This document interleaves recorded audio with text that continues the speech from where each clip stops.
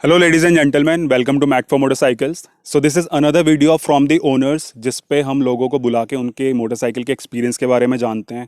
उसमें जितने भी प्रोज एंड कॉन्स हैं और बहुत सारे क्वेश्चंस करते हैं हम उनसे। तो अगर आपको भी कन्फ्यूजन है कोई एडवेंचर मोटरसाइकिल से रिलेटेड, तो आज वो सब कुछ आपका सॉर्ट आउट हो जाएंगे, वो सारे क्वेरीज। तो जो मोटरसाइकिल आज हमारे पास आई है वो है adventure 390। So if you are confused कि GS अच्छी है या हिमालयन अच्छी है, तो ये सब चीज़ें हम जानेंगे मिस्टर शुभम से, जिनकी मोटरसाइकिल है, क्योंकि वो हमें बताएंगे कि उन्होंने ये 390 एडवेंचर को क्यों पिक किया, जब उनके पास ऑप्शन थे कि एक अफोर्डेबल उनके पास हिमालयन जैसी मोटरसाइकिल थी जिसका प्राइस भी काफ़ी कम है, और एक ज़्यादा केपेबल है ऑफ रोड में, वो है BMW G310 GS। तो I would like to call mister Shubham. Welcome to Matt for motorcycles.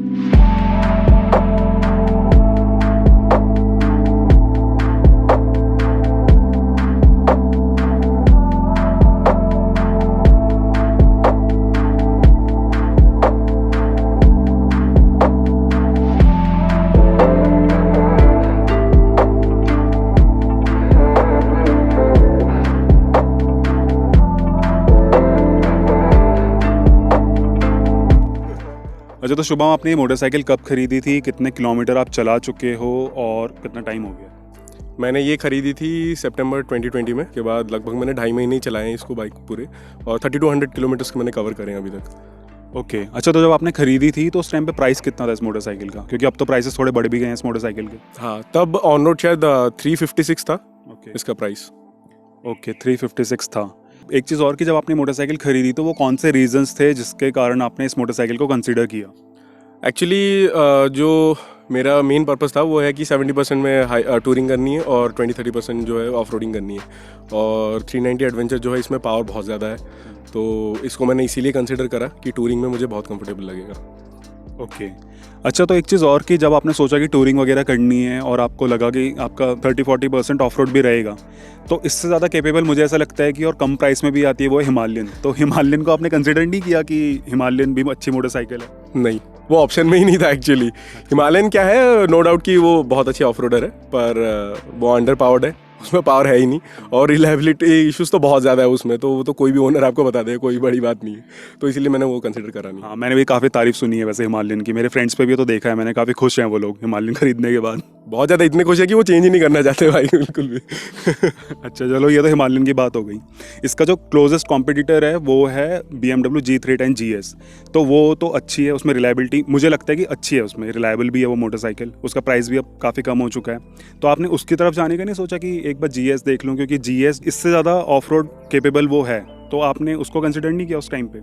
बिल्कुल बिल्कुल, नो डाउट। BMW तो बहुत अच्छी बाइक है 310 GS जो है, पर जिस टाइम मैं ये खरीद रहा था तब तक BS6 लॉन्च नहीं हुआ था।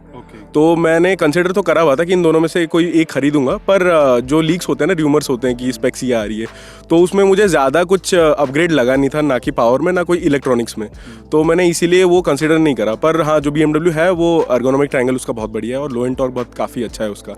ये दोनों चीज़ें बहुत बढ़िया है उस बाइक में, बट उसके अलावा अगर बाकी चीज़ें देखो तो मुझे ये ज़्यादा बेटर लगा उसके हिसाब से। ओके। तो मतलब आपको लगा कि ओवरऑल पैकेज ये अच्छा है, आपके बैंक फॉर बक आपको 390 एडवेंचर लगी? बिल्कुल बिल्कुल, अगर मैं वो चीज़ देखूँ ना कि प्राइस इतना कम है डिफरेंस, तो ऑब्वियसली मुझे तो ये बेटर लगेगा। तो एक बार अब हम लोग फिर से देखेंगे कि माइक में आवाज़ रिकॉर्ड हो रही नहीं हो रही है, क्योंकि गरीब यूट्यूबर हैं और बार बार आवाज़ चले जा रही है। तो जब आपने इसको परचेज किया तो उस टाइम पे फर्स्ट 1000 किलोमीटर्स में इसमें कुछ इशू आया जब ब्रेक इन पीरियड था इसका? हाँ, इसमें आई थी दो तीन दिक्कतें आई थी। पहली जो है, इसका जो फ्रंट मडगार्ड है, उसका जो सबसे नीचे वाला पोर्शन है वो काफ़ी लंबा है। तो वो क्या करता था, वो बैश प्लेट पे टकराता था। तो आप जब इंक्लाइन पे चलाते हो या ज़्यादा हार्ड ब्रेकिंग करते हो ना, तो आपको फील होता था कि कुछ ना टकरा रहा है, तो आवाज़ आ रही है। तो वो दिक्कत थी एक। दूसरी ये थी कि क्विक शिफ्टर का जो वार्निंग आइकन है वो बार बार ब्लिंक हो रहा था। और तीसरी जो दिक्कत ये थी वो रियर वाले सस्पेंशन का है, कि मुझे ये लगता था कि उससे आवाज़ आ रही है काफ़ी ज़्यादा जब खड्डों पे जा रही है। अच्छा, जो रियर सस्पेंशन आप आवाज़ वाला बता रहे हो, क्या बॉटम आउट होता था या फिर कोई दूसरी नॉइस थी उसके बुश वगैरह से? वो एक्चुअली मेरी गलती थी, वो रियर शॉक एब्जॉर्बर से नहीं आ रहा था वो आवाज़। वो आवाज़ जो थी वो चेन में थी आवाज़। वो चेन स्लाइडर्स जो दिए हैं उसमें काफ़ी हार्ड दिए हैं, तो आप थोड़े खड्डे में डालो ना, तो वो जब उस पर लगते हैं ना, क्या बोलते हैं उसके, स्विंग आर्म में, हाँ, स्विंग आर्म में जब टच करते हैं तो आवाज़ आती है वो चीज़। तो वो ऐसा कोई वैसा इशू था नहीं जो मैं सोच रहा था। तो बाकी जो 2 चीज़ें थी हाँ वो तो थी ही फर्स्ट सर्विस तक जो आई थी। हाँ ओके, तो ये तो आपने बताया कि जो इनिशियली प्रॉब्लम आई थी, लेकिन अभी आपने उसके बाद 2200 किलोमीटर्स और चला लिया ऑलमोस्ट, है ना? 3200 आपकी चल चुकी है मोटरसाइकिल। तो उसके अलावा भी कोई ऐसा इशू आया कि मतलब जो एबनॉर्मल होता है कंज्यूमेबल्स में नहीं है, ऐसा इस टाइप का कुछ प्रॉब्लम? ऐसा तो कुछ नहीं है। जो इसका जो पीछे वाला शॉक एब्जॉर्बर है वो एक्चुअली क्या है ना, वो थोड़ी सी हार्ड सेटअप है। तो फ्रंट वाला तो कोई दिक्कत नहीं, फ्रंट सस्पेंशन बहुत अच्छा है इसका। जो रियर शॉक एब्जॉर्बर है उसका ऑब्वियसली वो स्प्रिंग लेंथ एडजस्टेबल है, टेम्पर नहीं एडजस्टेबल है। तो इसीलिए एक ये दिक्कत है कि थोड़ा सा आपको हार्ड लग सकता है, वो चीज़ है। पर नो डाउट अगर आप सोलो या मतलब पिलियन के साथ ट्रैवल कर रहे हो तो आप उसको स्प्रिंग लेंथ को एडजस्ट कर सकते हो हार्ड सेटअप या सॉफ्ट सेटअप पे, वो थोड़ा सा काम कर देगा आपका। ओके, तो अभी तक ठीक है आपका ओनरशिप एक्सपीरियंस, उसके बाद कोई इनिशियल जो प्रॉब्लम आई थी उसके बाद से अभी कोई प्रॉब्लम आई नहीं है? हाँ हाँ, उसके बाद कोई दिक्कत नहीं है। जो बाकी जो वार्निंग लाइट्स की वगैरह की थी वो तो पहले उन्होंने रिजॉल्व कर दिया था। अच्छा, तो इश्यूज़ भी जो आए थे वो आपने बता दिए। इसमें एक चीज़ और कि जब फर्स्ट सर्विस तो आपने बताया 1000 किलोमीटर्स के अंदर अंदर होती है, उसके बाद सर्विस इंटरवल कितना है, सर्विस की कॉस्ट कितनी है और क्वालिटी कैसी है सर्विस की? इसका सर्विस इंटरवल जो है वो 7500 किलोमीटर्स है, जो पहले सर्विस के बाद जितनी भी होंगी। और जो कंपनी दे रही है फ्री, वो 3 सर्विस दे रही है। पहला तो 1000 पे है, दूसरा 8500 पे और तीसरा जो 16000 पे। पर ये जो ड्यूरेशन है ये 9 मंथ्स का है, 1 साल का नहीं है, जो 3 फ्री सर्विस अच्छा, तो अगर 9 मंथ्स के बाद आपकी सर्विस आती है, किलोमीटर्स आप पूरे करते हो, तो उसके बाद यू विल हैव टू पे फॉर दैट सर्विस? हाँ, उसके बाद पेड सर्विस है।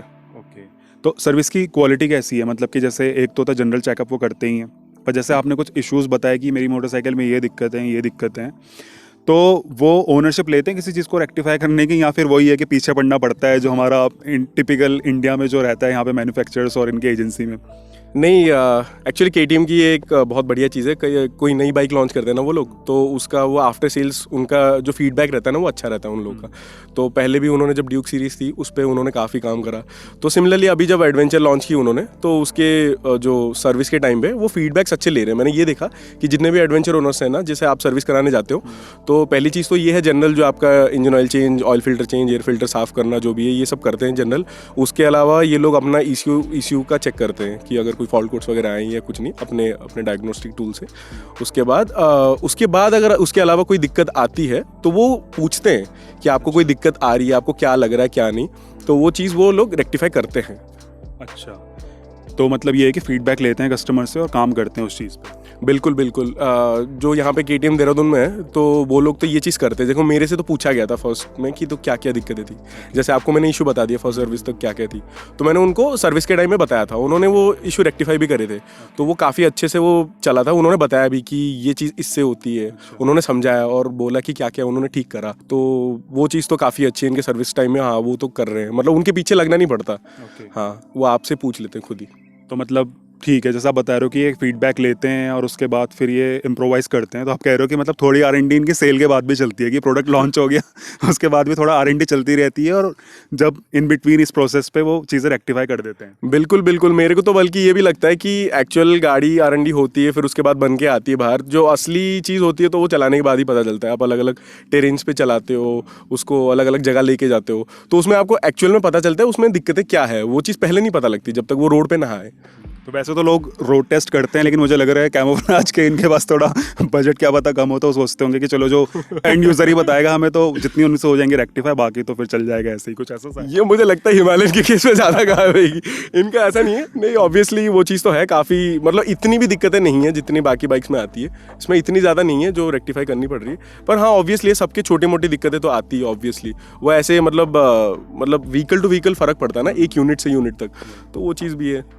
पर जिस प्राइस में आपको इतनी सारी चीज़ें मिल रही है, तो ये बैंक फॉर बक तो है ही मोटरसाइकिल अभी भी, जो परफॉर्मेंस लेके आती है।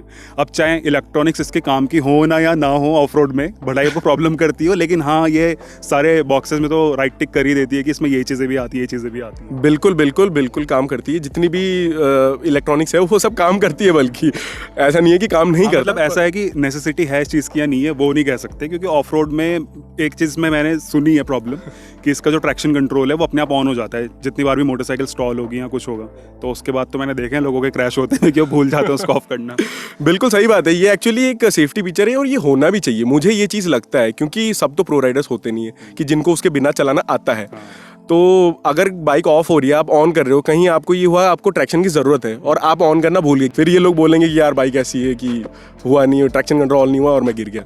लेकिन दिक्कत ये है कि थोड़ा काउंटर प्रोडक्टिव भी हो जाती है चीज़ें ना कभी कभार। बिल्कुल बिल्कुल, जो मतलब कहीं पे अगर वैसी दिक्कत आ गई तो हाँ थोड़ा सा दिक्कत होता है कि आप दोबारा ऑफ करो और वो करो है। अच्छा, तो फिर हमने काफ़ी थोड़ा मस्ती मजाक भी कर लिया इसमें KTM के साथ। अच्छा, इसमें वारंटी कितनी आती है? कि स्टैंडर्ड वारंटी तो एक होगी, इसमें कोई एक्सटेंडेड वारंटी करवाने का भी कोई प्रोविज़न है या नहीं है, और इसका ड्यूरेशन क्या है? आई थिंक एक्सटेंडेड वारंटी करवाने की ज़रूरत नहीं पड़ी, क्योंकि जो पहले KTM की बाइक्स आती थी वो 2 ईयर्स 30,000 किलोमीटर्स की वारंटी पे आती थी। अब इन्होंने क्या करा है, इन्होंने चेंज कर दिया, वो इन्होंने 3 ईयर्स और 45,000 किलोमीटर्स और इन्होंने अपनी तरफ से ही दे दिया है। तो ओवरऑल जो हुआ वो 5 ईयर्स और 75,000 किलोमीटर्स की वारंटी होगी टोटल। ओके, सो इस टाइम आई थिंक कि KTM is sure about their product, तो उन्होंने इतनी लंबी वारंटी दे दी है। और 75,000 किलोमीटर्स प्लस 5 ईयर्स, तो मतलब इट्स पीस ऑफ माइंड कि अगर आपने इतना पैसा खर्च किया है तो 5 साल के लिए आपको कोई प्रॉब्लम कुछ भी होगी तो KTM रेक्टिफाई कर ही देगा वारंटी। काफ़ी एक्चुअली इतनी चलती भी नहीं है 5 साल में। अगर आप देखो जनरल किसी को भी तो इतनी ज़्यादा कुछ चलाता नहीं, अनलेस एंड अनटिल वो कुछ बहुत लंबी राइड्स काफ़ी ज़्यादा करता है साल भर में। तो साल भर में 15,000 किलोमीटर्स तो काफ़ी है। अच्छा, तो ये वारंटी भी बता दी आपने। अच्छा, चैनल सब्सक्राइब किया आपने मैट फॉर मोटरसाइकिल? हाँ मैंने करा है। चल, लेकिन इन लोगों ने नहीं किया है। मतलब 90% ऑफ द ऑडियंस वो वीडियो देखते हैं चले जाते हैं कि अगर सब्सक्राइब का बटन दबाएंगे तो फट नहीं जाएगा फ़ोन, फ्री है, कर लो। अच्छा, तो अब थोड़ा सीरियस, तो चीज़ ये है कि अब जैसे आपने ये सब कुछ बता दिया, इसमें जो भी अभी तक इश्यूज़ आए थे आपने क्यों कंसिडर किया था, लेकिन एक चीज़ और है कि आपके यूजेस क्या हैं? मतलब आप इसको कम्यूट के लिए भी यूज़ करते हो, वीकेंड राइड्स के लिए यूज़ करते हो, या फिर लॉन्ग टूर्स पे ही जाते हो? क्या एक आइडिया, ब्रीफ आइडिया कि मतलब आपके यूजेस हैं क्या इस मोटरसाइकिल के? मैंने इसको जो सोच के ख़रीदा था वो ये था कि मैं इस पर सिर्फ टूरिंग करूँगा, मतलब लॉन्ग राइड्स हो गया, वीकेंड्स पे अगर 2 दिन के लिए कहीं जा रहे हैं तो उस टाइप का।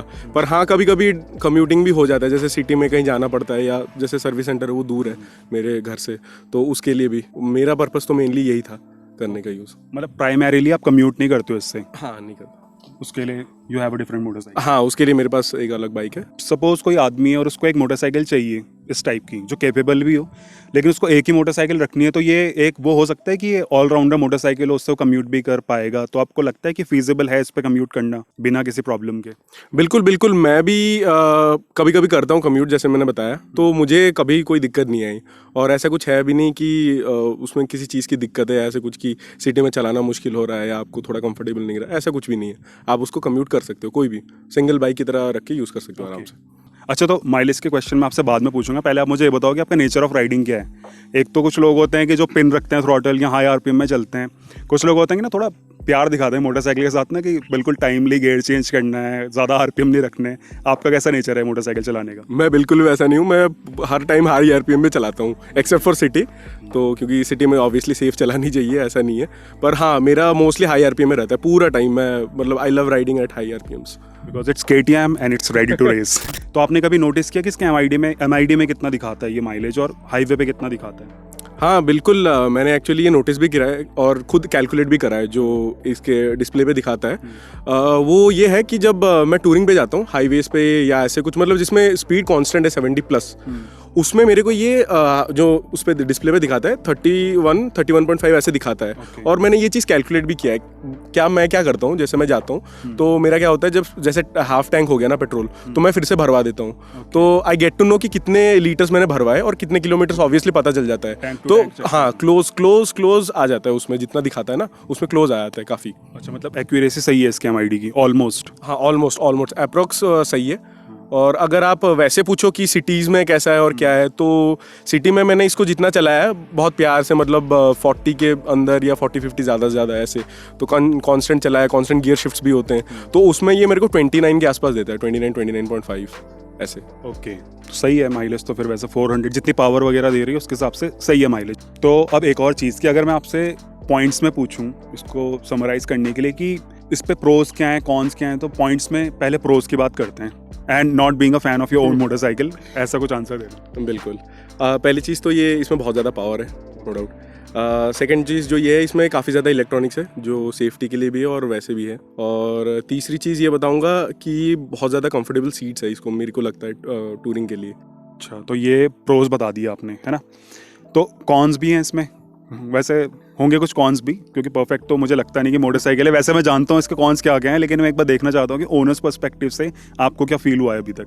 बिल्कुल, कोई भी मशीन पूरी परफेक्ट नहीं होती, तो इसमें कॉन्स भी है। जो पहला ये लगता है, मैंने ऑलरेडी बताया हुआ कि रियर वाला शॉक एब्जॉर्बर जो है ये एडजस्टेबल नहीं है, तो थोड़ा सा फील होता है।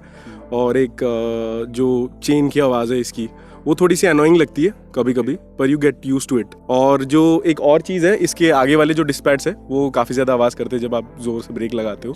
वो फील आपको 40 के नीचे नहीं होता, 40 के बाद होता है स्पीड पे। कुछ और चीज़ें हैं जो मेरे को फील नहीं हुई, पर हाँ काफ़ी लोगों को हो सकती है। जो इसकी सीट हाइट है 855 mm बहुत ज़्यादा है, तो जो 5'9" के नीचे है जिनकी हाइट, तो उनके लिए तो दिक्कत हो सकती है थोड़ी सी, मतलब टिपटो करने की या वैसे।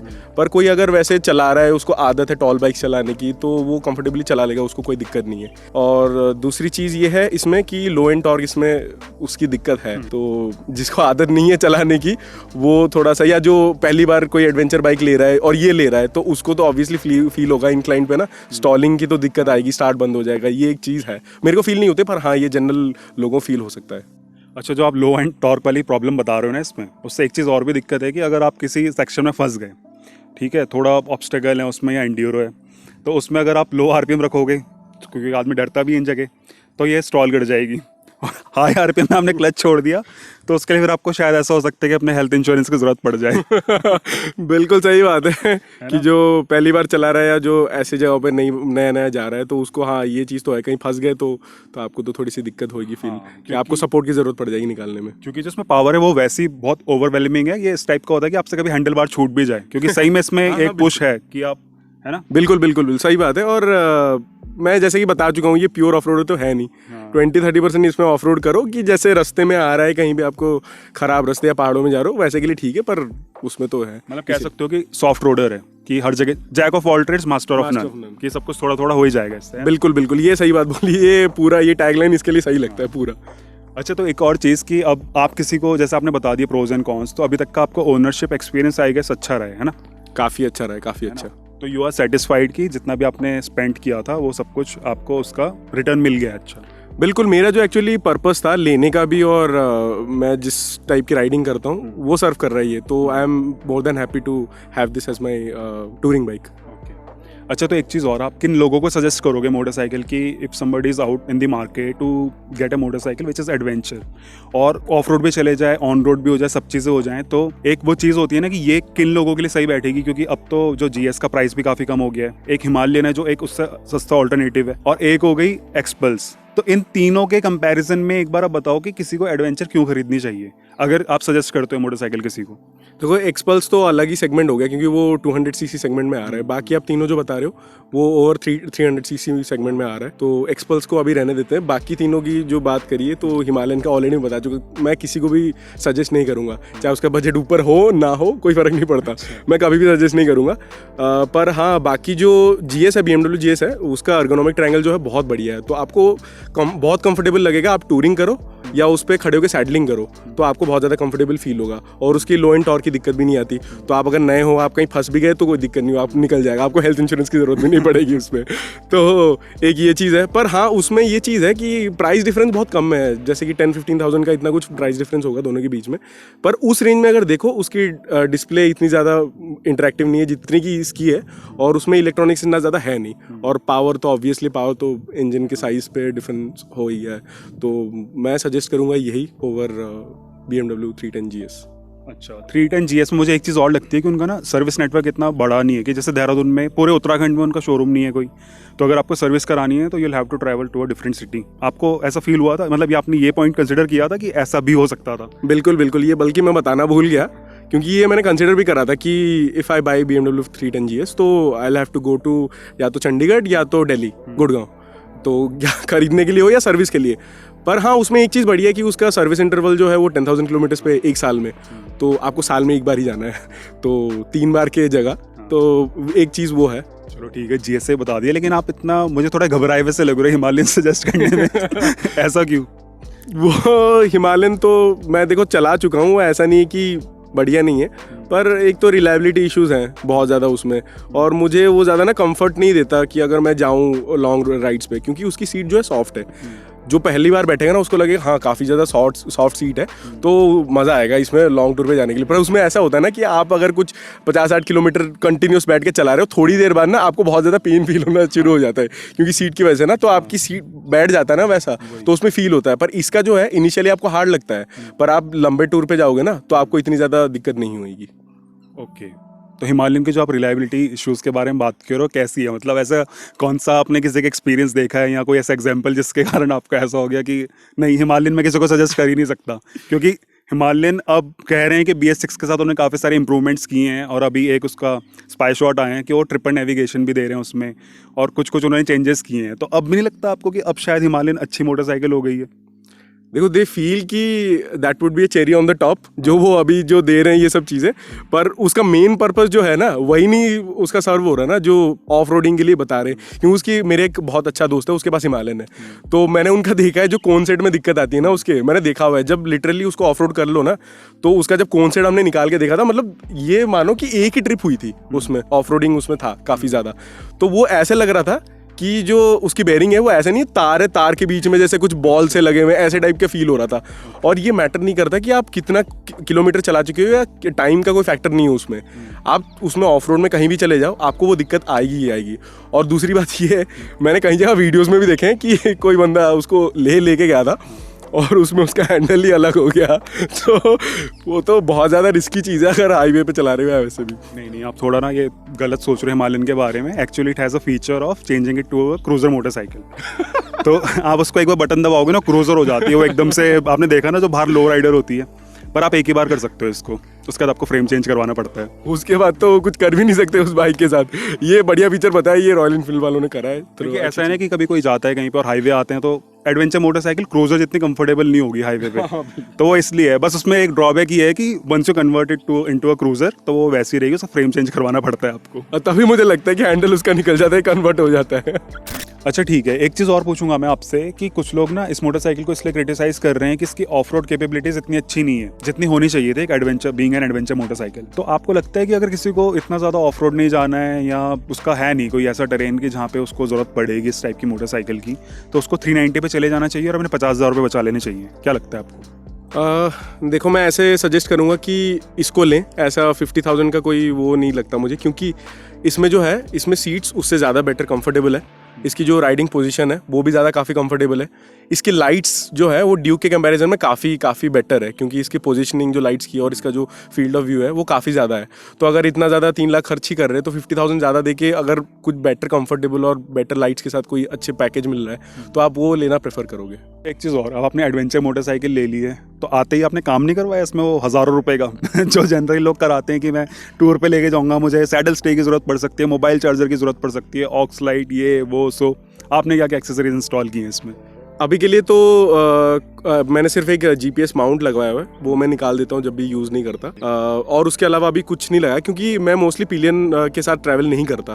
तो मेरे पास जो है वो क्लॉ टाइप बैग है जो हाइब्रिड है, एक्चुअली पीछे सीट पे रहता है और साइड में थोड़ा सा निकला हुआ है। और बाकी रही बात सैडल स्टे या वैसे टॉप बॉक्स वगैरह की, तो इतना नीड ही नहीं है, जब क्यों फालतू में कुछ चीज़ें लगवानी है। ओके, तो नीट एंड क्लीन है मोटरसाइकिल अभी आपकी, है ना? और आपने बताया कि लाइट भी सही है, तो ऑक्स लाइट है नहीं। लेकिन इस मोटरसाइकिल में KTM माई राइड करके एक फीचर है जिसमें आपको टर्न बाय टर्न नेविगेशन दिखाता है, तो फिर आपने मोबाइल माउंट क्यों लगा लिया इसमें GPS के लिए?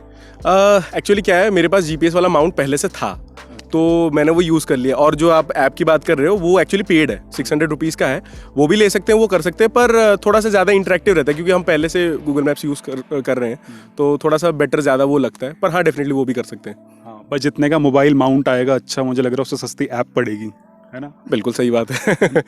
ठीक है, मतलब एक ये फीचर है, इसको भी यूटिलाइज करना चाहिए स्क्रीन में अगर कुछ इशू नहीं है, एक्यूरेसी प्रॉब्लम नहीं है। So this was mister Shubham's experience with the KTM adventure 390। तो इन्होंने सब कुछ शेयर कर लिया, इसमें जितनी भी प्रॉब्लम्स आई थी, जो इनको इसमें लगा कि बेनिफिशियल है, इन्होंने जो बाकी ऑप्शन देखे थे उनसे क्यों बेटर है, तो ये सारी चीज़ आप जान ही चुके हो।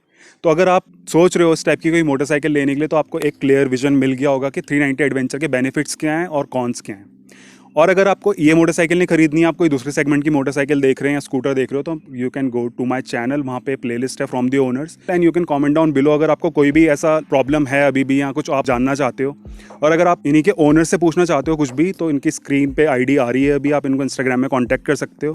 And you can also follow me on my Instagram, वहाँ पे भी हम थोड़े ज्ञान की बातें कर सकते हैं अगर आपको कुछ भी इशू है किसी भी मोटरसाइकिल से रिलेटेड।